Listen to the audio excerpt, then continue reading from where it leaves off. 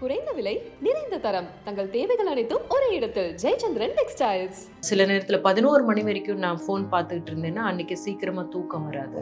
அந்த தூக்கம் ரொம்ப டிஸ்டர்ப்டாக இருக்கும்.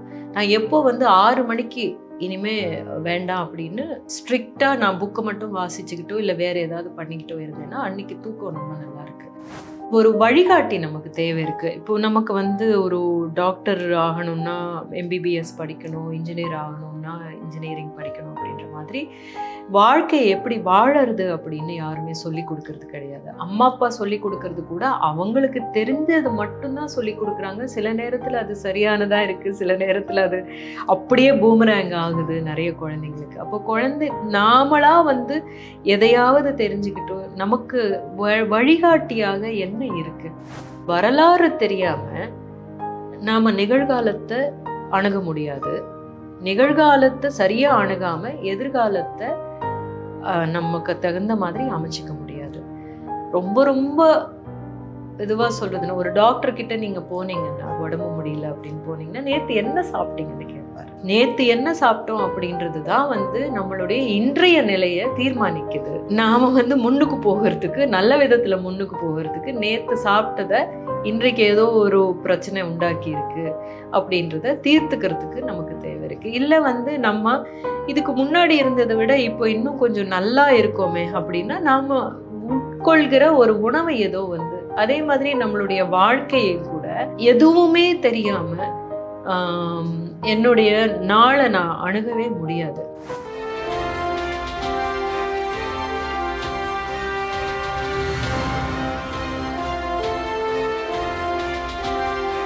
நம்ம ஊர்களில் பாடப்புத்தகங்களை தாண்டி வாசிக்கிறது அப்படிங்கிறது ரொம்ப குறைவு தான். உங்களோட வாசிப்பு பழக்கம் எப்படி உருவாகி இப்படி வளர்ந்தது அப்படின்னு சொல்லி? எனக்கு பாட புத்தகங்கள் கையில கொடுக்கப்படலை. ஏன்னா ஸ்கூலுக்கு போகலைன்னா அதனால எனக்கு கிடைச்சதெல்லாம் வாசிக்க ஆரம்பிச்சேன். கிடைச்சதெல்லாம் வாசிக்கும் பொழுது எதை வாசிக்கணும் அப்படின்ற ஒரு தெளிவு ரொம்ப நாள் வரலன்னு தான் நான் நினைக்கிறேன்.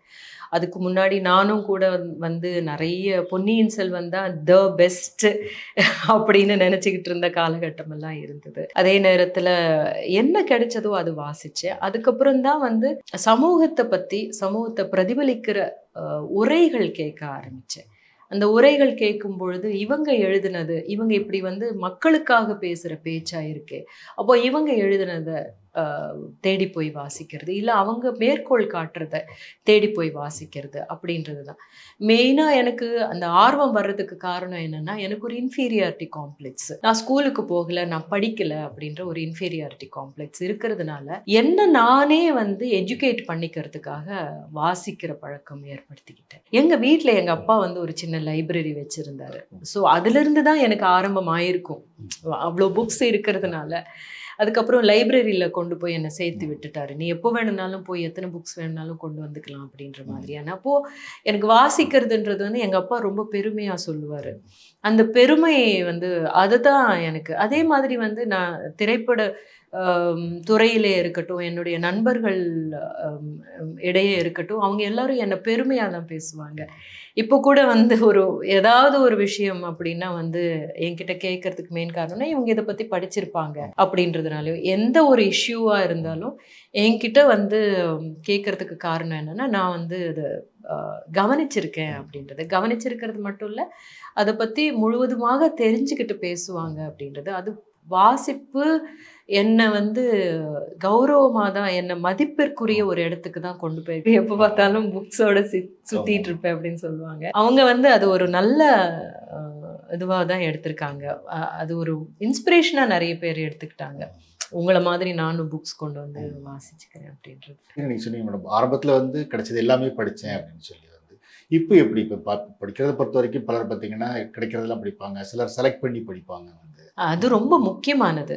அப்போது கிடைச்சதெல்லாம் படிக்கிறதுன்றது நம்ம டைம் ரொம்ப இம்பார்ட்டண்ட்டானது. இப்போ நான் சொல்கிற மாதிரி இப்போது இந்த ரைட்டர்ஸ் கிட்ட நான் பேசும்போது அவங்கக்கிட்ட உடனடியாக நான் கேட்டுருவேன், எனக்கே இந்த வருஷம் என்ன புக்ஸ் நான் வாங்கி படிக்கணும்னு சொல்லுங்கள் அப்படின்னு. அவங்க ஒரு லிஸ்ட் அனுப்புவாங்க. இப்போது புத்தக கண்காட்சிக்கு போகும்போது அந்த லிஸ்ட்டோடு போயிட்டு, ஏன்னா டைம் கம்மியாக இருக்கும், அந்தந்த அந்தந்த இதுக்கு ஸ்டாலுக்கு போயிட்டு அப்படியே அப்படி இல்லைன்னா கூட எனக்கு தெரிஞ்ச ஃப்ரெண்ட்ஸு கிட்ட இதெல்லாம் எனக்கு அனுப்பிச்சிடுங்க நான் பே பண்ணிடுறேன் அப்படின்னு சொல்லி வாங்கிக்கிறது. அந்த புக்ஸ் வாசிச்சு முடிக்கிறதுக்குள்ள நெக்ஸ்ட் இயர் வந்துடுது.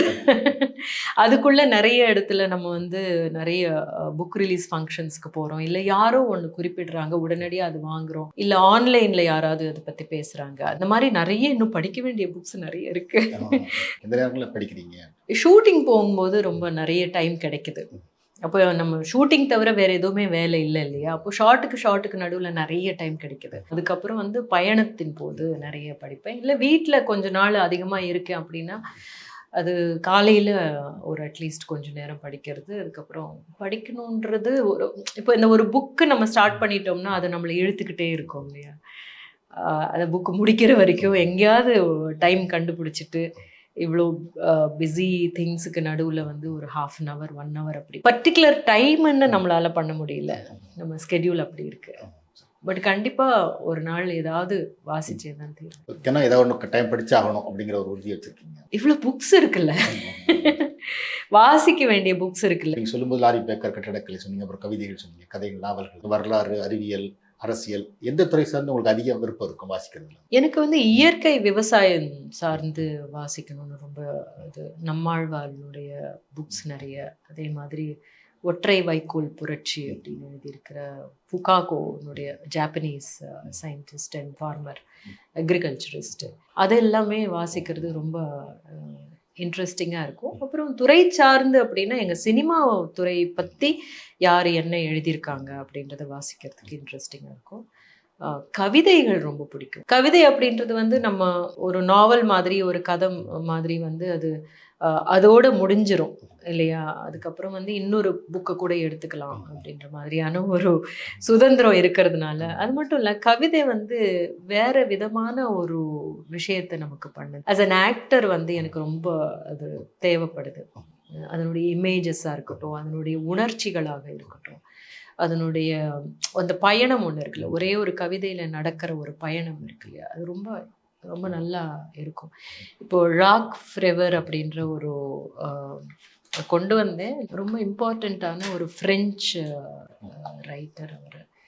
அதில் வந்து எனக்கு ரொம்ப ரொம்ப பிடிச்சது, அப்பப்போ எனக்கு க்ரியேட்டிவாக I want to be inspired அப்படின்னா வந்து பாரதியாருடைய கவிதைகளும் இவருடைய இந்த கவிதையும் கண்டிப்பாக வாசிப்பேன். இந்த வாசிப்பு வந்து ஒரு நடிகையாக உங்களுக்கு க்ரியேட்டிவாக வந்து ஒரு பண்ணுது, எப்படி உதவி பண்ணுதுங்கிறத சொல்ல முடியும்? டெஃபினெட்லி இஸ் தேர் இல்லைங்களா? இப்போ நான் வாசிச்சிருக்கிற ஒரு 2-3 கவிதைகளை நீங்கள் பார்த்தீங்கன்னா, அந்த கவிதைகளுக்குள்ள நடக்கிற ஒரு வாழ்க்கை இருக்கு. அந்த வாழ்க்கையை முழுவதுமாக என்னால் பயணிக்க முடிகிற தருணங்களை நான் வந்து உள்வாங்குறேன். இப்போ வந்து எங்களுக்கு கொடுக்கப்படுற ஸ்கிரிப்ட், வசனங்கள் அப்படின்றது வந்து காகிதத்துக்கு மேலே எழுதியிருக்கிற வெறும் எழுத்துக்கள் அல்ல. அது வந்து ஒரு வாழ்க்கையினுடைய முழு பயணம் அது. அப்போ அது தானாக ஒரு ஆர்டிஸ்டுக்கு வந்து படித்த உடனே அதுக்குள்ளெல்லாம் போயிட முடியாது. அதுக்குள்ள நாங்கள் வந்து நான் பர்டிகுலராக என்ன பண்ணுவேன்னா வந்து அதுக்குள்ள வாழ்க்கையை நான் எனக்குள்ளதை ஆக்கிக்கிறேன். இப்போ தண்டட்டி மாதிரியான ஒரு படத்தை நீங்கள் பார்த்துருந்தீங்க அப்படின்னா, அவளுடைய தங்க பொண்ணனுடைய ஒரு காதல், அதுதான் அந்த படத்தினுடைய அந்த காதல் வந்து கடைசியில தான் சொல்லப்படுது. ஆனால் அவளுடைய முதல்ல இருந்தே அவளுடைய நடை, அவள் கண்கள், அவளுடைய மௌனம், அவளுடைய ஈனக்குரல், அவளுடைய அழுகை, இது எல்லாமே வந்து தங்க பொண்ணனுடையது மட்டும்தான் அது. இதற்கு முன்பு நான் செய்திருக்கிற எந்த ஒரு கேரக்டருக்குள்ளேயும் தங்க பொண்ணனுடைய சாயல் இருக்காது. ஏன்னா அது தங்க பொண்ணனுடைய வாழ்க்கை கிடையாது. இதுக்கு முன்னாடி நான் பண்ணது. இப்போ இந்த தங்க பொண்ணனுடைய வாழ்க்கையை நான் எப்படி உண்மையாக்குகிறேன் அப்படின்னா, அவளுடைய கதையை முழுக்க நான் எழுதிக்கிறேன். நான் வந்து நிஜமாகவே பேப்பரில் தங்க பொண்ணனுடைய கதையை எழுதி, அவளுடைய இளமை எப்படி இருந்திருக்கும், அவளுக்கு என்ன நடந்திருக்கும், அவளுடைய ஆசை என்ன இருந்திருக்கும், இந்த காதில் இருக்கிற வந்து அந்த தண்டட்டி எப்போவுமே அந்த காதில் தன்னோட ஏன் இருக்கணும் அப்படின்னு நினச்சிருக்கா, அது இருக்கும்போது அவளுக்கு என்ன நடந்திருக்கு, அதை பறிக்க போகிறாங்கன்னு தெரிஞ்ச போது தான் அவள் வீட்டை விட்டு அவள் வெளியேறுகிறா. அப்படின்ற போது அந்த காதல் அவளுக்கு என்னவா இருந்திருக்கு, என்ன செஞ்சிருக்கு அப்படின்றத நான் உணரணும், அதுக்குள்ளே பயணிக்கணும். அந்த தங்க பொண்ணனுடைய வாழ்க்கை முழுவதுமாக நான் வாழறதுக்கு வந்து எனக்கு கிடைக்கிறது சொற்கள் தான். அந்த சொற்களோட நான் போகணும். இப்போ இது எல்லாமே எனக்கு வந்து ஒரு காதல். இந்த காதல் இதுவே வந்து தங்க பொண்ணுக்கும் பொருந்தும். புரட்டி போடுது. ஆனா என்னோடயே இருக்கணும் அப்படின்னு நினைக்குது அப்படின்றது. ஸோ இது எல்லாமே வந்து எங்களுடைய ஹோம்ஒர்க். ஒரு ஆர்டிஸ்டா நான் பண்ற ஒரு ஹோம்ஒர்க். அதே மாதிரி விட்னஸ் மாதிரி படம் எடுத்துக்கிட்டீங்கன்னா, விட்னஸுக்காக அந்த ஒரு தாய் என்னென்னலாம் ஒரு கஷ்டப்பட்டு இருப்பாங்க. அந்த கஷ்டப்பட்ட தாயினுடைய வைராக்கியம் என்ன அப்படின்னு பார்க்கும்போது, அந்த வைராக்கியத்துல வந்து அவ அழமாட்டான்னு தோணுச்சு. எனக்கு என்னமோ வந்து அந்த தாயினுடைய சோகம் வந்து அவளுடைய சைலன்ஸ்ல ரொம்ப எனக்குள்ள இறங்குச்சு. அது நானா செஞ்சது கிடையாது. கேரக்டருக்குள்ள நான் பயணிக்கும் போது எனக்கு நடக்கிற அந்த ஒரு ரசாயன மாற்றம் அப்படின்னு தான் சொல்லுவேன். அந்த ரசாயன மாற்றம் எனக்குள்ள நடக்கணும்னா, நான் அவங்களுடைய செருப்பு அணிஞ்சுக்கிட்டு அவங்களுடைய கைகளால அந்த எல்லா குப்பையும் அள்ளி போட்டு, அந்த குப்பையை அள்ளி போட்டுட்டு வந்து அந்த கையை கழுவிக்கிட்டு அப்படியே உட்காந்து சாப்பிட்டு இருக்கிறத சாப்பிட்டு, இல்லாத நேரத்தில் தண்ணி குடிச்சிக்கிட்டு படுத்துட்டு இருக்கிற அந்த அந்த வயிறு காஞ்சி, அதோட அந்த குழந்தைய வந்து தன்னுடைய வயிற்றுக்குள்ள வச்சு வளர்த்துருக்கிற அந்த பையன், அவனுடைய சிரிப்பு, அவன் சிரிப்பு கடைசியா என்னை பார்த்துட்டு சிரிச்சுட்டு போவான். அந்த சிரிச்சுட்டு போகும்போது அவளை பார்த்து சிரிச்சுக்கிட்டே இருப்பாள். அவள் அவ்வளோ அடாவடித்தனம் பண்ணுவான். ஆனால் கடைசியில் வந்து ரொம்ப அழகாக சிரிச்சுட்டு போவான். இவங்களும் அவளை பார்த்து சிரிச்சுக்குவாங்க. உள்ள ஒரு தாய்க்கு மட்டுமே இருக்கிற, அதுவும் ஒரு சிங்கிள் பேரண்ட்டுக்கு மட்டுமே இருக்கிற ஒரு பெருமையான ஒரு சிரிப்பு. வளர்ந்து வந்துட்டான், என் பையன் என்னை பார்த்துக்குவான் அப்படின்ற மாதிரியான ஒரு சிரிப்பு. அது போன உடனே அந்த அம்மாவுக்கு வந்து ஒன்றுமே, இந்திராணி கேரக்டருக்கு வந்து ஒன்றுமே தெரியாது, நம்ப முடியாது. அப்படிதான் என்னால் பண்ண முடிஞ்சது அந்த கேரக்டர். ஸோ இது இந்திராணி தங்க பொண்ணுன்றது இப்போ சமீபத்தில் வந்திருக்கிற கேரக்டர்ஸை நான் சொல்கிறேன். இதையே நான் வந்து பவுனில் பண்ணியிருக்கேன். அந்த பவுனு வந்து கடைசியில் அந்த மிலிட்ரிக்காரனை தேடி வருவாருன்னு சொல்லி பைத்தியமாக உட்காந்து அது நான் பண்ணும்போது கூட இதே அளவுக்கான ஒரு அர்ப்பணிப்போடு தான், இதே அளவுக்கான ஒரு உள்ள ட்ராவல் பண்ணி தான் அதை பண்ணியிருந்தேன். இல்லைன்னா அந்த கடைசி சீன் அப்படி வராது. மறுபடியும்ல கவிதாவுடைய கேரக்டரும் அதுதான். அவளுக்கான ஒரு பொசசிவ்னஸ் அந்த கண்ணில், அந்த உடம்புல, காலில் தெரிஞ்சிடும். அவள் பண்ணுறதில்ல வந்து அந்த முடியல தெரியும், நிற்கிறதுல தெரியும். அப்படியே வந்து அப்படி ஒரு இன்ஃபீரியர் கேரக்டராக உள்ளுக்குள்ளே சந்தேகங்களோட வாழ்ந்துட்டு இருக்கிற ஒரு ஆர்டிஸ்ட் அவள். ஸோ அதெல்லாம் நமக்கு எங்கேருந்து கிடைக்கிது? நிறைய கேரக்டர் சொன்னீங்க, நிறைய கேரக்டராக நீங்கள் வாழ்ந்துருக்கீங்க. இது மாதிரி நீங்கள் படித்ததில் உங்களுக்கு பிடிச்ச கேரக்டர்னா என்ன சொல்லுங்கள்? நக்சலைட் அஜிதாவுடைய கேரக்டர் ரொம்ப பிடிக்கும் எனக்கு. அவங்க உண்மையாக வாழ்ந்திருக்கிற அவங்க அது வந்து பண்ண முடியுமான்னு தெரியல எனக்கு. கிடைச்சா பண்ணணும். ஒரு காடுகள்லையே சுற்றி திரிந்த தன்னுடைய ஒரு ஐடியாலஜிக்காக வாழ்ந்த ஒரு பெண். முன்னாடி நிறைய தமிழ் இலக்கியங்கள் படமாக எடுக்கப்பட்டிருக்கு. சமீப காலமாக மீண்டும் அது மாதிரி ஒரு போக்கு உருவாகிருக்கு. இப்போ விசாரணை விஜயபாரன் பண்ணியிருக்காரு, பொன்னியின் செல்வன் மீரத்னம் பண்ணியிருக்காரு.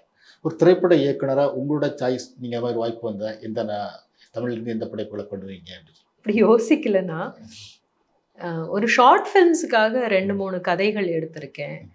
குரல்கள் அப்படின்னு தமிழ் செல்வனுடைய ஒரு கதை ரொம்ப இம்பார்ட்டண்ட்டாக எனக்கு படம். ரொம்ப ரொம்ப ஆடியோ விஷுவல் இருக்கிற ஒரு ஸ்டோரி அது. ஆக்சுவலாக இந்த விமுக்தா வோல்காவனுடைய இந்த மீட்சி வந்து ஷார்ட் ஃபிலிம்ஸாக ட்ரை பண்ணலாம் அப்படின்ற ஒரு இது இருக்குது. அது அப்படியே தூக்கி போட்டுரும் எல்லாத்தையும் அப்படின்னு. ஸோ இருக்குது, ஆக்சுவலாக அந்த ஒரு ஐடியா இருக்குது எனக்கு. வோல்காவுடைய இது பண்ணணும் அப்படின்ற ஒரு ஐடியா இருக்குது. முதல்ல வந்து அதை ஒரு நாடகமாக போடணும் அப்படின்னு நான் நினச்சிட்ருக்கேன். நாடகமாக போட்டதுக்கப்புறம் நம்ம அதுக்குள்ளே இன்னும் கொஞ்சம் பயணிப்போம். பயணித்ததுக்கப்புறம் பண்ணணும் அப்படின்னு நினைக்கிறேன். அதே மாதிரி சில கதைகள் வந்து பாமா அவங்களுடைய கதைகள், கருக்குன்னு நாவல் எழுதியிருக்காங்க இல்லையா, மனுஷி, கருக்கு, சங்கதி எல்லாமே, அவங்களுடைய 2-3 ஷார்ட் ஸ்டோரிஸும் எடுத்து பண்ணணும் அப்படின்னு இருக்குது. பார்ப்போம். இன்னைக்கு வந்து வாசிப்பு பழக்கத்தில் பெரிய இடையூறாக இருக்கிறது மொபைல் ஃபோன். வந்து ரொம்ப தீவிரமாக படிக்கிறவங்க கூட அது தொந்தரவாக இருக்குன்னு சொல்கிறாங்க, அந்த சோசியல் மீடியா அந்த மாதிரி விஷயங்கள். உங்களுக்கு எப்படி இருக்குது? ஆக்சுவலாக வந்து நம்ம we have to move with the times அப்படின்ற போது வந்து ஒரு கனெக்டடாக வச்சுருக்கு. எனக்கு வந்து உடனுக்குடனே யார் என்ன பேசியிருக்காங்க அப்படின்றதோ, யார் என்ன செய்கிறாங்க அப்படின்றதோ, இல்லை இவங்க வந்து இந்த மாதிரியான சில முயற்சிகள் பண்ணுறாங்க அப்படின்றது எனக்கு தெரியுறது இது மூலமாக தான். ஃபோன் மூலமாக, இல்லை சோஷியல் மீடியா, இல்லைன்னா அவங்க கொடுத்துக்கிட்டு இருக்கிற இன்டர்வியூஸ் மூலமாக, இல்லை அவங்களுடைய திட்டங்களை அவங்க அறிவிக்கிறாங்க இல்லையா, நான் இந்த மாதிரி ஒன்று பண்ணுறேன் அப்படின்றது மூலமாக, இல்லை என்னுடைய இன்ஸ்பிரேஷன் இதுவாக இருக்குது. இப்போ எனக்கு வந்து இந்த சோஷியல் மீடியாவில் ரொம்ப இம்பார்ட்டண்ட்டாக நான் பார்க்குறது, நான் ரொம்ப மதிக்கிற சில டைரக்டர்ஸ்னுடைய நேர்காணல்கள் பார்க்கும்போது அது ரொம்ப இன்ஸ்பைரிங்காக இருக்கும். அதெல்லாம் திரும்ப திரும்ப திரும்ப நான் பார்த்துக்கிட்டே இருப்பேன். ஒரு இன்ஸ்பிரேஷனுக்காக நான் வந்து இதை யூஸ் பண்ணிக்குவேன். அப்புறம் நமக்கு வந்து சில நேரத்தில் நம்மளும் கொஞ்சம் ரொம்ப சீரியஸான விஷயங்கள்ல இருந்து விடுபடணும் அப்படின்னா இது ஒரு சின்ன ஒரு டிஸ்ட்ராக்ஷனாக இருக்குது. ஒரு சின்ன துணுக்குகள் அப்படின்னு எல்லாம் பார்த்துட்டு போகிறது. இதுக்கு முன்னாடி வந்து நிறைய பேசுறதுக்கான வாய்ப்பு இருந்ததுன்னா கண்டிப்பாக இது பக்கத்தில் தூக்கி வச்சிடுறோம். பட் அது இல்லாமல் நாம் வந்து தனியாக நிறைய நாள் இருக்கக்கூடும் அப்படின்ற போது வந்து ஒரு அபத்தமாக இருக்கிறத பார்த்து அது வேணும்னு கூட சொல்கிறாங்க. ஆக்சுவலாக சைக்காலஜிஸ்ட் என்ன சொல்கிறாங்கன்னா வந்து நீங்கள் எப்போவுமே உங்களை நீங்கள் வந்து ரொம்ப ரொம்ப அழுத்தம் கொடுக்கக்கூடிய விஷயங்கள், ரொம்ப பிரெயின் யூஸ் பண்ணுவேன், அதெல்லாம் பண்ண வேண்டிய அவசியம் கிடையாது. அபத்தமாக இருக்கிற விஷயங்கள் கூட பண்ணுங்க, காசிப் பண்ணுங்க உங்களுடைய ஃப்ரெண்ட்ஸோட உட்காந்து. That is what is going to stress release பண்ணும் அப்படின்னு. ஸோ என்னை பொறுத்த வரைக்கும் வந்து மொபைலில் நான் பார்க்குறதெல்லாம் பயங்கர ஸ்ட்ரெஸ் பஸ்டர்ஸாக இருக்கும். ஸோ அது எந்த வகையிலையும் உங்கள் வாசிப்பு அது பாதிக்கல? நோவே, இதுக்கு வரவே வராது. யங் ஜென்ரேஷனுக்கும் முன்னாடியும் வந்து ஒரு பெற்றோர்கள் குறிப்பாக சொல்கிறாங்க வந்து அவங்க படிக்க மாட்டாங்க, ஃபோன்லேயே இருக்காங்க அப்படின்னு சொல்லி. ஒரு அம்மாவா நீங்கள் எப்படி பார்க்குறீங்க? அம்மாவான்னா என் பையனை பற்றி நான் பேசணுன்னா அவனுக்கு வந்து சின்ன வயசுலேருந்தே கொஞ்சம் வாசிக்கிற பழக்கம் அதிகமாக இருக்குது. எனக்கு எவ்வளோ புக்ஸ் இருக்கோ அவனுடைய கலெக்ஷன் புக்ஸ் அவ்வளோ இருக்குது. இப்போ வாசிப்பு அவனுக்கு ரொம்ப இன்ட்ரெஸ்ட்டு அப்படி இருக்கிறதுனால தான் வந்து அது நான் வந்து ஆனால் அவனும் வந்து ஃபோனில் நிறைய விஷயங்கள் போகிறான், பார்க்குறான், நிறைய டிவி சீரீஸ் நிறைய பார்க்குறான். பட் அதெல்லாமே வந்து அவனுடைய அவன் இப்போ வந்து பிஹெச்டி பண்ணிகிட்டு இருக்கான். அதுலேருந்து கொஞ்சம் அவனுக்கு கொஞ்சம் ரிலாக்ஸேஷன்னா இதுதான் அவனுக்கு கிடைக்கிது அப்படின்ற போது தட் இஸ் ஓகே என்னை பொறுத்த வரைக்கும். அதே நேரத்தில் வந்து அவன் ஒரு டைம் வச்சுக்கிறான், ஒரு 6 மணிக்கு மேலேயோ 7 மணிக்கு மேலேயோ ஃபோன் பார்க்கறது இல்லை அப்படின்ற மாதிரியான. அது வந்து யங்ஸ்டர்ஸு கடைப்பிடிக்கணும், அவங்களே வந்து கடைப்பிடிக்கணும் அப்படின்னு நினைக்கிறேன். ஏன்னா நிறைய ஸ்லீப் பேட்டர்ன் மாறுது இதனால் அப்படின்னு எனக்கே தெரியுது. சில நேரத்தில் 11 மணி வரைக்கும் நான் ஃபோன் பார்த்துக்கிட்டு இருந்தேன்னா அன்றைக்கி சீக்கிரமாக தூக்கம் வராது. அந்த தூக்கம் வந்து ரொம்ப டிஸ்டர்ப்டாக இருக்கும். நான் எப்போ வந்து 6 மணிக்கு இனிமே வேண்டாம் அப்படின்னு ஸ்ட்ரிக்டாக நான் புக்கை மட்டும் வாசிச்சுக்கிட்டோ இல்லை வேறு ஏதாவது பண்ணிக்கிட்டோ இருந்தேன்னா அன்றைக்கி தூக்கம் ரொம்ப நல்லா இருக்குது. ஸோ அதைத்தான் நான் வந்து இளைஞர்களுக்கு நான் சொல்வேன். சின்ன வயசில் காலையிலேருந்து நீங்கள் என்ன வேணால் பண்ணுங்க, பட் 6 மணிக்கு மேலே அது எல்லாமே விட்டுட்டு கொஞ்சம் நிறைய விளையாட்டு அந்த மாதிரி ஒரு புக்கு வாசிக்கிறது அப்படின்னு பண்ணிங்கன்னா உங்களுடைய ஸ்லீப்பிங் பேட்டர்ன் வந்து ரொம்ப பாதிக்கப்படுது அப்படின்னு கேள்விப்பட்டிருக்கேன். அது வேண்டாம் அப்படின்றது. இப்போ உங்களுடைய முன்னேற்றத்துக்காக நீங்கள் நிறைய விஷயங்கள் இதில் பார்க்குறீங்க, அது ரொம்ப ரொம்ப இம்பார்ட்டண்ட்டு கூட. இப்போ அதே முன்னேற்றத்துக்கு உங்களுடைய ஆரோக்கியமும் நல்லா இருக்கணும் அப்படின்னா அதுக்கு வந்து இதை நீங்கள் பண்ணியே ஆகணும்னு நான் நினைக்கிறேன். அதை நம்ம சொல்லிக்கிட்டே இருப்போம். நம்மளை விட வந்து ரொம்ப ரொம்ப நல்லா யோசிக்கிற ஒரு யங்கர் ஜெனரேஷன் இப்போ உருவாகிக்கிட்டு இருக்கு. கிண்டலில் வாசிக்கிறோம் அப்படின்றாங்க. உங்கள் அனுபவத்தின் அடிப்படையில் பெற்றோர்களுக்கு குழந்தைகளுக்கு வாசிப்பு பழக்கத்தை எப்படி உருவாக்குறது ஒரு ஆலோசனையாக சொல்கிறதுன்னு என்ன சொல்லுங்கள்? இப்போ நிறைய வந்து ஸ்டோரி டெல்லிங் குழுக்கள் நிறைய இருக்குது. அந்த ஸ்டோரி டெல்லிங் குழுக்களில் வந்து இப்போ இந்த ஆதனின் பொம்மை வாசிச்சுட்டு நிறைய குழந்தைங்க பேசியிருக்காங்க. இப்போ உதயசங்கர் தோழர்கிட்ட நிறைய பேர் பேசியிருக்காங்க. அப்போது அதுவே ஆச்சரியமாக இருந்தது, அந்த குழந்தைங்க எல்லாம் வாசிச்சிருக்காங்க அப்படின்னு கேட்கும்போது. ஸோ இந்த மாதிரியான குழுக்களை நாம் வந்து கொஞ்சம் அறிமுகப்படுத்துறது தான். இந்த வாரம் இல்லை இந்த மாதம் இந்த குழந்தைங்கள்லாம் ஒரு புக்காவது வாசிச்சுட்டு இல்லை 2 புக்ஸாவது வாசிச்சுட்டு வந்துட்டு அதை பற்றி பேசணும். சில குழந்தைங்க ரொம்ப வெக்கப்படுற கூச்ச சுபாவம் இருக்கிறவங்களா இருப்பாங்க. அந்த கூச்சத்தை போக்குற மாதிரியாகவும் இருக்கும். அப்போ நீங்கள் பேசும்போது உங்களுக்கு வந்து தன்னம்பிக்கை அதிகமாகும் அப்படின்ற மாதிரி. ஸோ அந்த மாதிரி நம்ம வந்து நிறைய நடந்துக்கிட்டும் இருக்குது. பட் இன்னுமே அதை அதிகப்படுத்தலாம். நம்ம தொடர்ந்து வாசிக்கிறத பற்றி பேசிட்டு இருக்கும்போது ஏன் ஒருத்தர் வாசிக்கணும் அப்படின்னு ஒரு கேள்வி வந்து வச்சுக்கோங்க, நீங்கள் என்ன சொல்லுவீங்க? நம்மை தாண்டி என்ன அப்படின்னு தெரிஞ்சுக்கணும். அப்போ தான் வந்து நமக்கு அது நமக்கே ஒரு சுயநலத்துக்காக கூட நீங்கள் வந்து முன்னேறுவதற்காக உங்களுடைய முன்னேற்றத்தை எந்த விதத்துல நீங்க சாத்தியப்படுத்திக்கிறது அப்படின்னு பார்த்தா நம்ம வாழ்க்கையை பத்தி மட்டுமே நமக்கு தெரியும். ஆனா இதை தாண்டி நம்ம எப்படி நடந்துக்கணும், நம்மளை நாம எப்படி ஒரு மெச்சூரிட்டிக்கு கொண்டு போகணும் அப்படின்றது வந்து டீச்சர்ஸ் சொல்லி கொடுப்பாங்க, அம்மா சொல்லி கொடுப்பாங்க, இல்லை பெற்றோர்கள் எல்லாமே சொல்லி கொடுக்கறது எல்லாமே வந்து அதனுடைய அழுத்தங்களோட நம்ம வந்து எக்ஸ்பீரியன்ஸ் பண்ண மாட்டோம். அந்த எக்ஸ்பீரியன்ஸ் வந்து ஒரு புக்கு நமக்கு கொடுக்குது.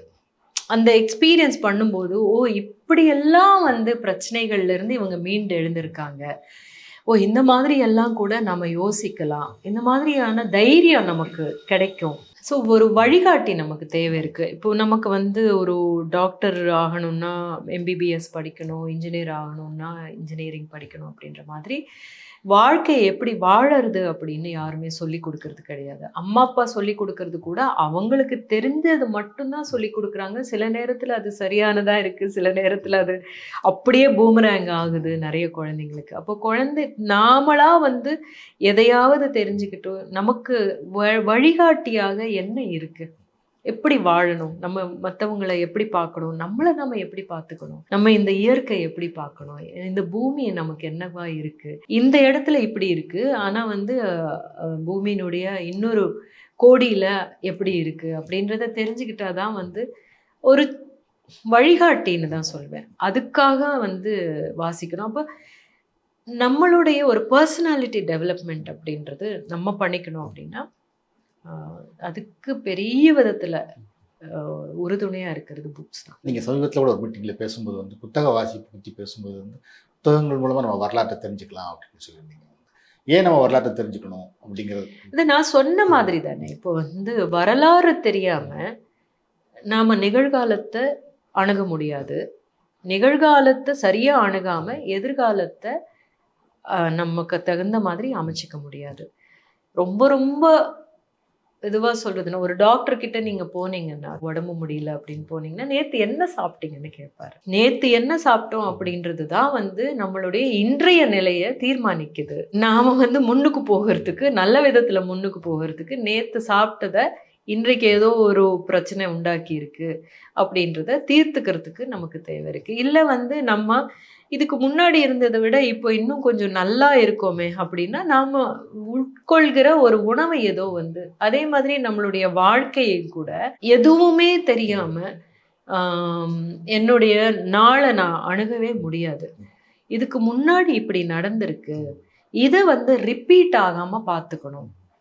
இல்லை இதுல இருந்து நம்ம கத்துக்கிற பாடங்கள் என்ன, இல்லை நன்மைகள் என்ன, இந்த மாதிரி செஞ்சிருக்காங்க. இப்போ வந்து சங்க காலத்துல பெண் புலவர்கள் இருந்திருக்காங்க அப்படின்றது மிகப்பெரிய ஒரு ஆய்வு தானே, நமக்கு கிடைச்சிருக்கிற ஒரு விஷயம் தானே. அப்போ பெண்களுக்கு வந்து நீங்க கல்வி கொடுக்க மாட்டேன்னு சொன்னீங்க, நடுவுல தான் இது நடந்திருக்குன்னு எனக்கு தெரியும் போது எனக்கு ஒரு மிகப்பெரிய தைரியம் வருது இல்லையா.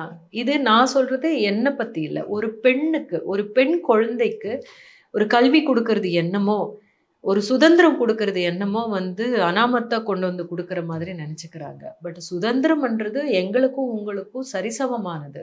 உங்களுக்கு சுதந்திரம் எப்படி வந்து உங்களுடைய ரைட்டோ எனக்கும் அது ரைட்டு, அதே மாதிரி தான் வந்து கல்வின்றது ஒரு ஆண் குழந்தைக்கு எப்படி ஒரு உரிமையோ பெண் குழந்தைக்கு உரிமை அப்படின்றது பாருங்க அப்போவே நடந்திருக்கு பாருங்க, இப்போ ஏன் எனக்கு நீங்க மறுக்கிறீங்க அப்படின்னு கேள்வி கேட்கலாம். இப்போ ஒண்ணுமே இல்லை, ஒரு வீட்டுல வந்து ஒரு ஆம்பளை பையனுக்கு வெளிநாட்டுல சீட்டு கிடைச்சிருக்கு, அதே வீட்டுல பொம்பளை பிள்ளைக்கு வந்து வெளிநாட்டுல சீட்டு கிடைச்சதுன்னா இப்போ கூட அனுப்புறதுக்கு தயாரா இல்லாத நிறைய குடும்பங்கள் இருக்கு. அதை வந்து மாத்தணும்.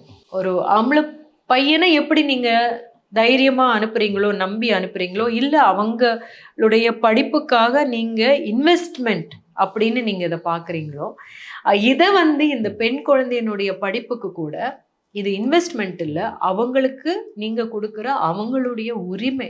ரெண்டு பேருக்கும் சமமான உரிமைகள் இருக்கு அப்படின்றத ஒரு பெண் குழந்தை பேசுறதுக்கான ஒரு எங்க இருந்து அவங்க ஆரம்பிக்கலாம். உங்க பையனோட படிப்பு வாசிப்பு பழக்கம் பத்தி சொன்னீங்க. ரகுவரன் சாருக்கு புக்கு படிக்கிற பழக்கம் இருந்ததா? நிறைய படிக்கிறதுக்கு அவர் வந்து மெயினா ரொம்ப பிலசாபிக்கலான ஒரு இடத்துல தான் இருந்திருக்கார். நிறைய புக்ஸ் அவருடைய கிருஷ்ணமூர்த்தியுடைய புக்ஸும் இருந்திருக்கு.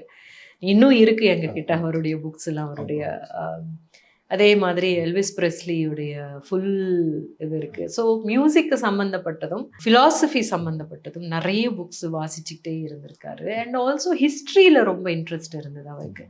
ஆனால் நான் என்ன அது வந்து நினைக்கிறேன் அப்படின்னா, அது எல்லாமே அவருடைய கதாபாத்திரங்களுக்கு எவ்வளோ ஹெல்ப்ஃபுல்லாக இருந்திருக்கும் அப்படின்றத பற்றி. பட் அவருக்கு வந்து பேசிக்கலி ஹிஸ்ட்ரியில் ரொம்ப இன்ட்ரெஸ்ட் இருந்திருக்குன்னு நினைக்கிறேன். தமிழில் வாசிப்பாரா? இங்கிலீஷ், தமிழ் இல்லை. அதில் நடந்திருக்கிற பெண்களுக்கு எதிராக நடந்திருக்கிற ஆக்கிரமிப்பு, அட்டூழியங்கள், அதை பற்றி தான் வந்து நான் என்னுடைய கருத்தை சொல்லணும் அப்படின்ற மாதிரி நான் வந்து இந்த புக்ஸ் முழுக்க வாசித்தேன். இந்த நக்கீரன் கோபால் அவர்கள்கிட்ட கேட்டு எனக்கு அனுப்புங்க அப்படின்னு சொல்லிட்டு என்னுடைய பாயிண்ட் ஆஃப் வியூ வேணும் அப்படின்னு சொன்னபோது எனக்கு வந்து அங்கே நடந்திருக்கிறது அனைத்தும் தெரியும். ஆனால்